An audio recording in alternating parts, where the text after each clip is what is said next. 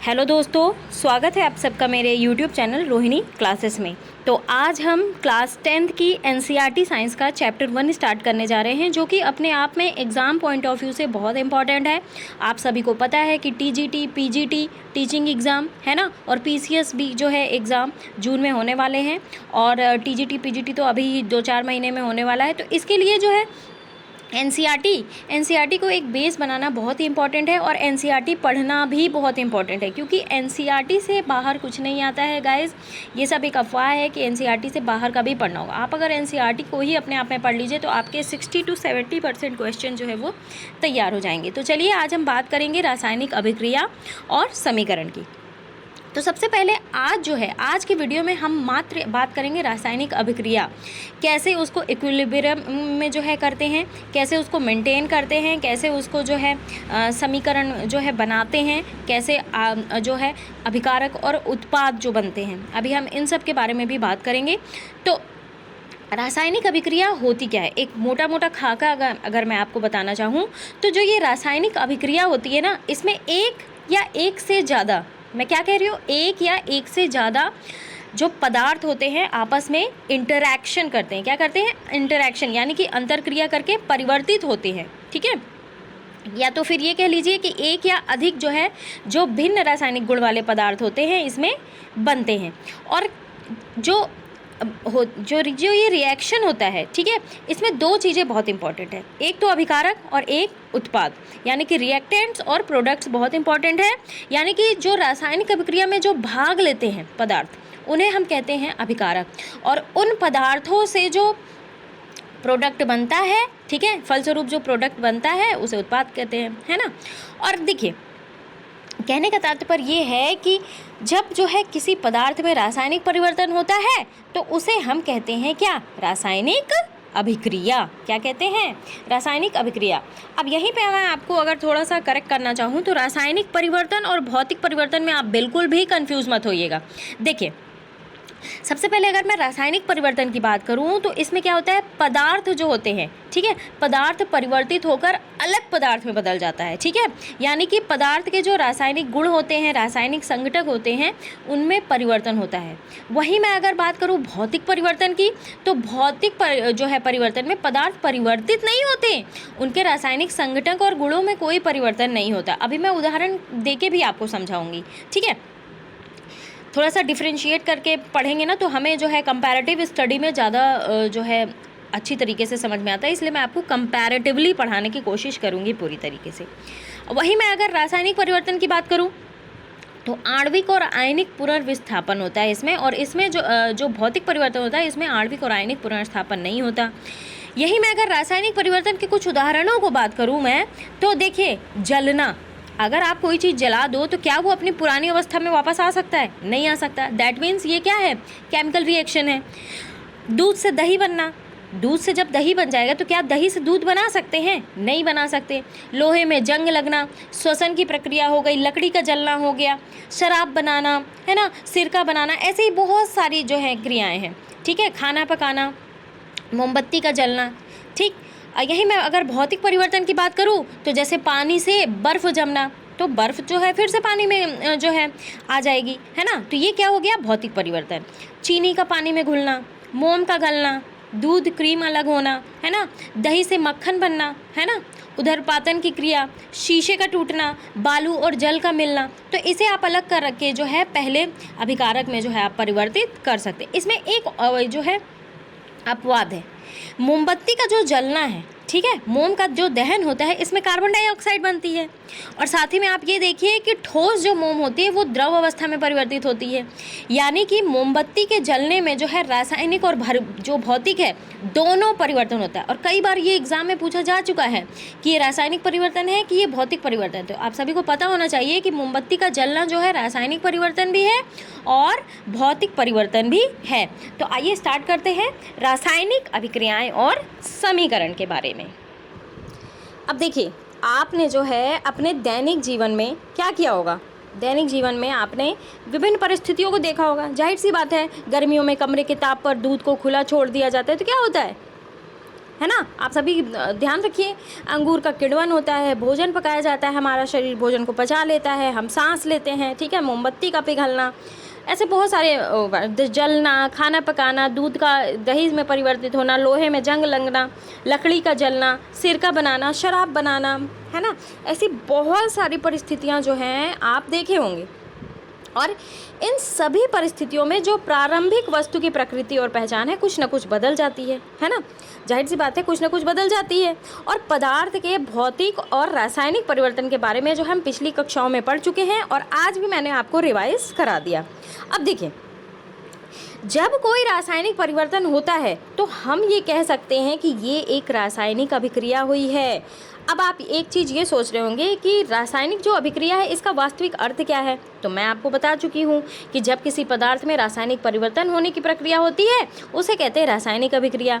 रासायनिक अभिक्रिया में क्या होता है, एक या एक से अधिक, ठीक है, एक या एक से अधिक पदार्थ, अलग पदार्थ जो कि क्या होते हैं, जो संगठन, गुणों, इन सब में जो है प्रारंभिक पदार्थ से भिन्न हो, हाँ, ये परिवर्तित होते हैं, ठीक है। रासायनिक अभिक्रिया में क्या होता है कि पदार्थ की जो आणविक होती है या फिर आयनिक होती है व्यवस्था जो होती है, ये अलग पदार्थ का निर्माण होता है इसमें, है ना, जिसे हम जो है रासायनिक परिवर्तन जिसमें होता है उसे हम क्या कहते हैं, रिएक्टेंट्स, यानी कि अभिकारक। और जो नया बन के पदार्थ तैयार होता है उसे हम कहते हैं उत्पाद। आइए क्रियाकलाप के माध्यम से समझने का प्रयास करते हैं। अब देखिए, यहाँ पे आपको जो है प्रयोग के माध्यम से मैं समझाने का प्रयोग, अच्छा एक चीज़ और समझने का प्रयास करिए कि एनसीईआरटी में जितने भी क्रियाकलाप हैं आपको उसे बहुत ध्यान से पढ़ना है, क्योंकि पूरा का पूरा क्रियाकलाप ही एग्जाम में उठा के दे देता है और आपसे पूछा जाता है कि कौन सा क्रियाकलाप हो रहा है। तो आप क्रियाकलाप में बहुत अच्छे से देखेंगे। अब देखिए, सावधानी इसमें ये बरतना है कि टीचर्स के गाइडेंस में ये करना है छोटे बच्चों को, है ना। देखिए, सबसे पहले क्या करेंगे, 3 से 4 सेंटीमीटर जो है लंबे मैग्नीशियम रिबन को रेगमाल से रगड़कर साफ करते हैं। इसके बाद क्या करेंगे, इसे चिमटे की सहायता से क्या करेंगे, चिमटे की सहायता से पकड़कर स्प्रिट लैंप, ये स्प्रिट लैंप है, स्प्रिट लैंप या फिर बर्नर से जो है इसके दहन करिए। अब इससे बनी राख को जो है वॉच ग्लास में इकट्ठा कर लीजिए, जैसा कि आपको चित्र में दिखाया जा रहा है ना। और मैग्नीशियम रिबर का जो दहन है करते समय इसे अपनी आंखों में यथासंभव आप दूर रखेंगे। तो अब क्या हो रहा है, मैग्नीशियम रिवर का जो है वायु में दहन कर मैग्नीशियम ऑक्साइड को वॉच ग्लास में इकट्ठा करते हैं। अच्छा, एक चीज़ मैं आपको और बताऊंगी कि जब कोई चीज़ दहन होती है, यानी कि जब कोई चीज़ जलती है, तो उसके लिए ऑक्सीजन का प्रेजेंस होना बहुत ज़रूरी है। अब हमने मैग्नीशियम रिबन को जलाया है in the presence of oxygen, तो क्या बन के तैयार हुआ है, मैग्नीशियम ऑक्साइड, यानी कि MgO2। आगे बढ़ते हैं। अब आपने ये देखा होगा कि जो चमकदार श्वेत लौ जली, इसके साथ मैग्नीशियम रिबर का दहन होता है ना, और ये जो श्वेत चूर्ण में परिवर्तित हो जाता है, तो मैग्नीशियम ऑक्साइड का ये चूर्ण है। अब वायु में उपस्थित ऑक्सीजन और मैग्नीशियम के बीच होने वाली अभिक्रिया का कारण ये जो है ये बनता है ना। तो अब एक चीज़ और, यहाँ पे देखिए, यहाँ पे दानेदार जो है जिंक लिया गया है, जस्ता जिसे कहते हैं, ठीक है, और इसमें जो है हमने मिलाया है तनु हाइड्रोक्लोरिक अम्ल। ये देखिए यहाँ पे मिलाया गया दानेदार जस्ता यानी कि जिंक और तनु सल्फ्यूरिकम। शंक्वाकार फ्लास्क लिया है हमने, इसमें कांच की नली लगाई गई है, इसे कॉर्क से बंद कर दिया गया है और यहाँ जो है H2 गैस है। अब ये तीनों क्रियाकलाप आपने देखा होगा, एक और ये क्रियाकलाप है ना, इसे भी आप लोग देख लीजिएगा। तो ये जो तीनों क्रियाकलाप है, इससे हम ये कह सकते हैं कि इनकी चीज़ों में चेंज हुआ है, चाहे वो रंग में परिवर्तन हो, चाहे गैस का निकास हो, चाहे तापमान में परिवर्तन हो, चाहे अवस्था में परिवर्तन हो, है ना, ध्यान रखेंगे। और यदि हम अपने आसपास रहे हो तो परिवर्तनों को देख पाएंगे कि हमारे चारों तरफ विविध प्रकार की रासायनिक अभिक्रियाएं हो रही हैं। और इस अध्याय में हम इसी रासायनिक अभिक्रिया और उनके प्रतीकात्मक रूप, यानी कि जैसे हम मैग्नीशियम है तो मैग्नीशियम हम नहीं लिखते हैं, हम उसका शॉर्ट फॉर्म यानी कि उसका प्रतीक यूज़ करते हैं Mg। ऑक्सीजन नहीं लिखते हैं, O2 लिखते हैं, ठीक है। तो आज इसी के बारे में जो है बैलेंस करना सीखेंगे हम, है ना। क्रियाकलाप 1 में हमने जब देखा कि ऑक्सीजन की प्रेजेंस में मैग्नीशियम रिबर का दहन होता है, तब मैग्नीशियम ऑक्साइड में वो परिवर्तित हो गया। तो अभिकारक क्या क्या हुए, ऑक्सीजन हुए और मैग्नीशियम हुए। उत्पाद क्या बना, मैग्नीशियम ऑक्साइड बना, है ना। तो वाक्य के रूप में जो है किसी रासायनिक अभिक्रिया का विवरण बहुत लंबा हो जाए। अब भाई हम मैग्नीशियम लिखेंगे, फिर ऑक्सीजन लिखेंगे, फिर हम लिखेंगे मैग्नीशियम ऑक्साइड, ये देखिए तो एक लंबा प्रोसेस हो जाता है ना। इसलिए जो है अभिक्रिया मैग्नीशियम और ऑक्सीजन ऐसे पदार्थ हैं जिसमें रासायनिक परिवर्तन होता है, इन्हें अभिकारक कह सकते हैं, मैंने आपको बता दिया है। और इस अभिक्रिया से एक नए जो है पदार्थ मैग्नीशियम ऑक्साइड का निर्माण होता है, जिसे हम क्या कहते हैं, उत्पाद कहते हैं। एक चीज़ और, जब हम अभिकारक और उत्पाद में जो है अभिकारक में रिएक्शन होता है और उत्पाद बन के तैयार होता है, तो हम क्या करते हैं, अभिकारकों के बीच योग, ठीक है, का चिन्ह लगाकर उन्हें LHS लिखा जाता है, और जब उत्पाद बनता है तो उसमें जो है प्लस का चिन्ह लगा के RHS लिखा जाता है, ठीक है, right hand side left hand side. अब रासायनिक समीकरण लिखा कैसे जाता है इस बारे में आपको समझना होगा। देखिए, क्या रासायनिक समीकरण के निरूपण में इससे भी संक्षिप्त विधि है? बिल्कुल है। शब्दों की जगह अगर हम रासायनिक सूत्र का प्रयोग करेंगे तो क्या होगा, रासायनिक समीकरणों को अधिक संक्षिप्तता मिलेगी और अधिक उपयोगी बनाया जा सकेगा, है ना। इससे जो है टाइम की भी बचत होगी। तो रासायनिक समीकरण जो है किसी रासायनिक अभिक्रिया को दर्शाता है। और यदि आप मैग्नीशियम ऑक्सीजन मैग्नीशियम ऑक्साइड के सूत्रों का स्मरण करेंगे तो ये देखिए इस प्रकार लिखा जा सकता है, MgO2, यहाँ पे हमने एरो का मार्क्स बनाया और यहाँ हमने बनाया MgO। अब एक चीज़ और ध्यान रखनी है, यहाँ पे तीर के निशान के बाईं ओर ध्यान रखेंगे, तीर के निशान के बाईं ओर और दाईं ओर के तत्वों के परमाणुओं की संख्या गिनती कर इनकी तुलना करें। क्या दोनों तत्वों के परमाणुओं की संख्या समान है? आइए हम देख लेते हैं। अब यहाँ तो ऑक्सीजन के 2 परमाणु हैं, लेकिन यहाँ पे तो एक ही परमाणु है, यानी कि बैलेंस नहीं है। अब हम जो है यह संतुलित है, और क्योंकि समीकरण जो है समीकरण दोनों ओर से द्रव्यमान बराबर नहीं है इसके। किसी अभिक्रिया की, ध्यान रखेंगे, किसी अभिक्रिया का ऐसा रासायनिक समीकरण ढांचा रासायनिक समीकरण कहलाता है जब समीकरण के दोनों ओर के द्रव्यमान जो है हम बराबर करेंगे। अब बराबर कैसे करेंगे और इसका महत्व क्या है, इसको भी हम समझने का प्रयास करते हैं। देखिए, आपको द्रव्यमान संरक्षण का नियम तो पता ही होगा, और अगर नहीं पता है तो आप थोड़ा सा समझने का प्रयास करिए मुझसे। देखिए, द्रव्यमान संरक्षण जो है आप ये कह सकते हैं कि रासायनिक जो अभिक्रिया होती है बिना किसी मापने योग्य द्रव्यमान परिवर्तन होता है इसमें, यानी कि कहने का मतलब ये है कि द्रव्यमान परिवर्तन जो होता है वो बहुत कम होता है, जिसे मापना कठिन है, और इसी को हम कहते हैं द्रव्यमान संरक्षण का नियम। अब आपने 9वीं कक्षा में भी देखा होगा कि किसी भी रासायनिक अभिक्रिया में द्रव्यमान का ना तो निर्माण होता है और ना ही विनाश होता है, यानी कि कहने का मतलब ये है कि किसी भी रासायनिक अभिक्रिया के जो है उत्पाद तत्वों का कुल द्रव्यमान जो है अभिकारक तत्वों के कुल द्रव्यमान के बराबर होता है। अगर वही मैं दूसरे शब्दों में आपको बताने का प्रयास करूं तो रासायनिक अभिक्रिया के पहले और उसके पश्चात, ठीक है, उसके पश्चात प्रत्येक तत्व के परमाणुओं की संख्या समान रहती है, और इसीलिए हमें कंकाली समीकरण को संतुलित करना बहुत ज़रूरी है। तो ध्यान रखेंगे। अब ये पूछा जा रहा है कि क्या रासायनिक समीकरण संतुलित है, तो बिल्कुल नहीं है, और हम इसे करना सीखेंगे। अब देखिए, जिंक प्लस, मैंने बताया था कि प्लस करके जो है ऐड करते हैं उसमें अभिकारकों में, तो सल्फ्यूरिक अम्ल एरो है, जिंक सल्फर प्लस हाइड्रोजन। अब ऐसे लिख के क्या हम बैलेंस कर सकते हैं? बिल्कुल नहीं कर सकते हैं। तो अब हम जो है बैलेंस करने के लिए हम इसके प्रतीकात्मक रूप का प्रयोग करेंगे। तो जिंक को Zn लिखा, सल्फ्यूरिक अम्ल को H2SO4 और जो है ZnSO4 प्लस H2, है ना। अब आप देखिए ये बैलेंस्ड है क्या? जिंक का एक अणु है, यहाँ भी जिंक का एक अणु है, सल्फर का 1 है, ठीक है, ऑक्सीजन का 4 है, ठीक है, हाइड्रोजन का 2 है, ठीक है। तो अब ये जो है तीर के निशान के दोनों ओर तत्वों के परमाणुओं की संख्या की तुलना करिए।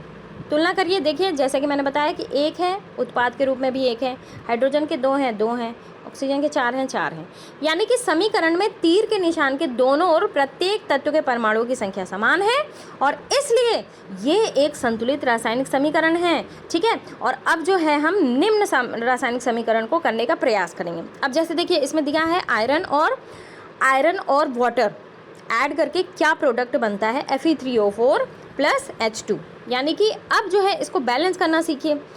यहाँ पे आयरन के 1 अणु है और यहाँ पे 3 है, भाई क्या ये बैलेंस है? नहीं बैलेंस है। अब यहाँ देखिए आयरन का 1 अणु है, यहाँ 3 है, यहाँ 2 है, यहाँ 2 है, ठीक है। ये ऑक्सीजन का 1 है, यहाँ 4 है। अब सुविधा के लिए सबसे अधिक परमाणु वाले यौगिकों को पहले संतुलित कीजिए। ठीक है, ध्यान रखेंगे, सुविधा के लिए सबसे पहले जो है जो सबसे ज़्यादा परमाणु वाले हों यौगिक उनको संतुलित करना, चाहे वो अभिकारक में हो चाहे उत्पाद में हो, नो मैटर। अब उस यौगिक में सबसे अधिक परमाणु वाले तत्व को चुनिए, यानी कि Fe3O4 सबसे ज़्यादा परमाणु, और उसमें ऑक्सीजन तत्व को चुनते हैं दाईं ओर जो कि है, और ऑक्सीजन के 4 परमाणु हैं जबकि बाईं ओर केवल 1 है, तो इसे बैलेंस करना है। ये देखिए, प्रारंभ में एक है जो है ना, और उत्पादों में Fe3O4 है। संतुलित करने के लिए क्या करेंगे, इसमें 1/4 कर देंगे। यानी कि ये याद रखना आवश्यक है कि परमाणुओं की संख्या को बराबर करने के लिए हम जो है अभिक्रिया में शामिल तत्वों और यौगिकों के सूत्रों का नहीं बदल सकते। जैसे कि आपने देखा है ना, ऑक्सीजन परमाणु को संतुलित करने के लिए जो है हम 4 गुणांक लगाकर 4H2O लिख सकते हैं।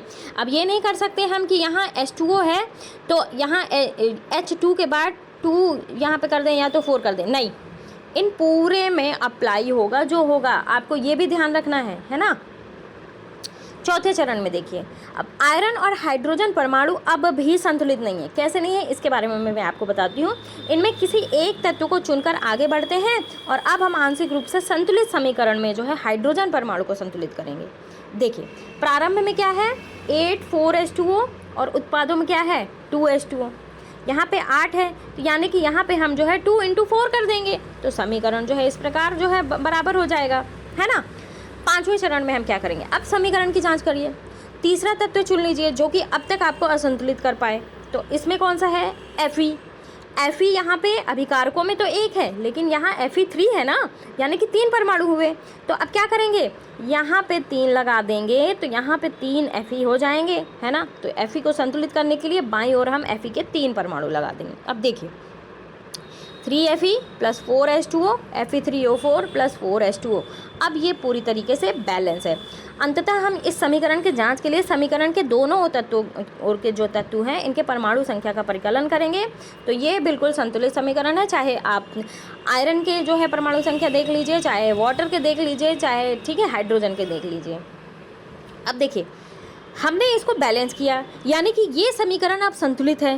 तो जो ये रासायनिक समीकरण हुआ, इसको संतुलित करने की जो विधि होती है इसे हिट एंड ट्रायल, बहुत इंपॉर्टेंट है ये, हिट एंड ट्रायल विधि कहते हैं, क्योंकि सबसे छोटी पूर्णांक संख्या के गुणांक का उपयोग करके समीकरण को संतुलित करने का इसमें प्रयत्न किया गया है। अच्छा, 7वें चरण की हम थोड़ा सा बात कर लेते हैं, भौतिक अवस्थाओं के संकेत लिखना। अब देखिए, ऊपर लिखे जो संतुलित समीकरण है इसको सावधानी से जांच कर लिया हमने। क्या इस समीकरण में हमें अभिकारकों और उत्पादों के भौतिक अवस्था के बारे में भी ज्ञात होता है? इस समीकरण में उनकी भौतिक अवस्थाओं की कोई जानकारी नहीं है। भाई कहाँ है, हमने रासायनिक समीकरण बना दिया, हमने उसे बैलेंस कर दिया, है ना। तो रासायनिक समीकरण को अधिक सूचनापूर्ण बनाने के लिए हम जो है क्या करते हैं, अभिकारकों और उत्पादों के रासायनिक सूत्र के साथ उनकी भौतिक अवस्था को भी दर्शाते हैं, है ना। यानी कि अगर वो गैस है तो गैस, द्रव है तो द्रव, जलीय है तो जलीय, ठीक है, और ठोस अवस्था में है तो ठोस, यानी कि हम उसे जो है GLAQS में दर्शाते हैं, है ना। जैसे यहाँ देखिए F सॉलिड फॉर्म में है, H2O गैस फॉर्म में है, Fe3O4 सॉलिड फॉर्म में है और H2 जो है गैस फॉर्म में है। अब एक चीज़ और ध्यान दीजिए कि समीकरण में H2O के साथ G चिन्ह का उपयोग किया गया है, जो कि क्या दर्शाता है, जल का ऐसे ही प्रयोग नहीं हुआ है, जल का उपयोग भाप के रूप में यानी कि गैस के रूप में प्रयोग हुआ है। यानी कि हर रासायनिक समीकरण में भौतिक अवस्था को शामिल नहीं किया जाता जब तक कि वह आवश्यक ना हो। और कभी कभी क्या होता है कि ये जो अभिक्रियाएं होती हैं, जो रिएक्शंस होते हैं, इनमें परिस्थितियां जैसे कि ताप हो गया, दाब हो गया, उत्प्रेरक हो गया, इनको भी तीर के निशान के ऊपर जो है दर्शाया जाता है। आप देखिए, यहाँ कार्बन मोनोऑक्साइड गैस फॉर्म में ली गई है, H2 लिया गया है और इसे जो है 340 एटमॉस्फेरिक प्रेशर में जो है बनाया गया है, रिएक्ट कराया गया है और CH3OH बना है। अब ये हम जो है ले लेते हैं प्रकाश संश्लेषण का भी फॉर्म, तो इसमें क्या है, इन द प्रेजेंस ऑफ सूर्य का प्रकाश और क्लोरोफिल, इसमें ग्लूकोज बना है, एक्वस फॉर्म में है, 6O2 बना है, एक्वस फॉर्म में है ना। तो ये चीज़ें हैं। आइए अब थोड़ा सा लगा लेते हैं चैप्टर के मध्य का क्वेश्चन। तो हमारा पहला क्वेश्चन ये है कि वायु में जलाने से पहले मैग्नीशियम रिबन को जो है साफ़ क्यों किया जाता है। अच्छा, मैं आपको अगर थोड़ा सा बताने का प्रयास करूँ तो जो हम जब वायु में मैग्नीशियम रिबन को जलाते हैं, रेगमाल से रगड़कर साफ़ कर देते हैं, क्यों? रेगमाल से रगड़ के साफ कर देते हैं ताकि जो मैग्नीशियम के ऑक्साइड है और मैग्नीशियम के कार्बोनेट की जो परत है उससे हट जाए। इससे क्या होगा कि वायुमंडलीय ऑक्सीजन और कार्बन मोनोऑक्साइड से अभिक्रिया होगी और फलस्वरूप रिबन पर बना था, है ना, इससे अभिक्रिया होने लग जाएगी और ऐसा करने पर क्या होगा, मैग्नीशियम रिबर आसानी से जलने लग जाता है ना।